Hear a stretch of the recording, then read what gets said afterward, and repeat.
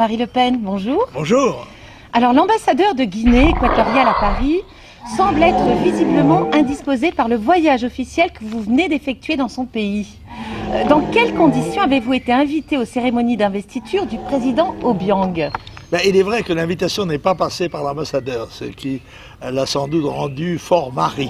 En tant qu'hippopotame qui a commis de graves erreurs à la COP21, pour avoir mis les pieds dans le plat avec Hollande et Sarkozy, j'ai été effectivement tenu à l'écart, en raison de mon incompétence totale, qui dépasse celle de Mariola que l'on appelait la folle de l'avenue Foch. C'est ainsi que je suis obligé de passer mon temps à raconter n'importe quoi, comme par exemple de dire que le président tricheur aux élections est violeur de la Constitution qui est en plus dictateur assassin de 310 personnes et même plus, est mon patron, et me paie pour mentir à la communauté internationale. C'est ainsi que j'ai dit qu'il avait le droit de se présenter plus de 2 fois aux élections présidentielles, alors qu'il a déjà été élu 5 fois et qu'il est au pouvoir depuis 36 ans, ce qui a fait rire tout le monde. C'est moi, qui a essayé de faire croire qu'Amnesty International racontait des mensonges à propos des assassinats d'opposants.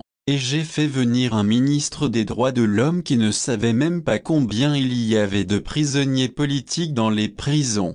J'ai tout fait pour étouffer la demande des opposants en exil, pour faire en sorte qu'ils ne puissent pas participer à une véritable table ronde de l'opposition. C'est moi qui a soufflé au président mal élu Obiang que la Corrède voulait l'assassiner à Genève, ce qui est une pure invention de ma part. Et j'ai aidé des espions à essayer d'infiltrer la Corrède avec l'aide d'un journaliste.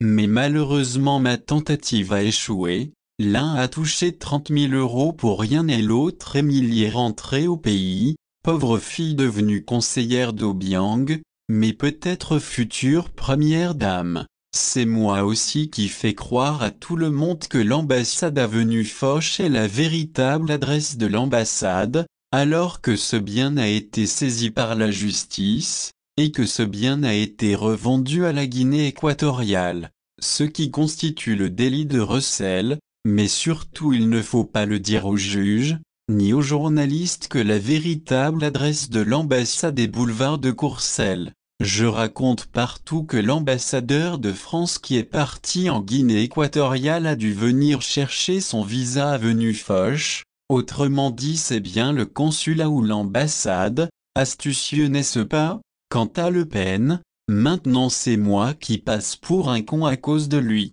Et on sait que les ambassadeurs généralement sont imprégnés par la culture du pays dans lequel ils se trouvent et peut-être aussi les influences de ce pays s'exercent sur elles. On peut penser que notre voyage en Afrique n'avait pas l'adhésion et la sympathie du gouvernement français. Bon, c'est probable.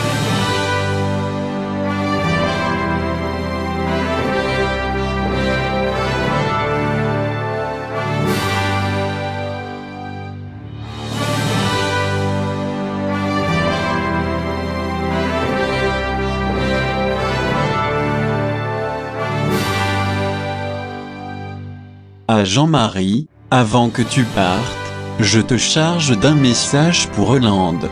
Dis-lui bien que j'ai fait assassiner 310 personnes pour rester au pouvoir et si l'on peut rajouter cette affaire avec celle des biens mal acquis de l'avenue Foch et les cas de torture, je crois que mes avocats vont avoir du travail.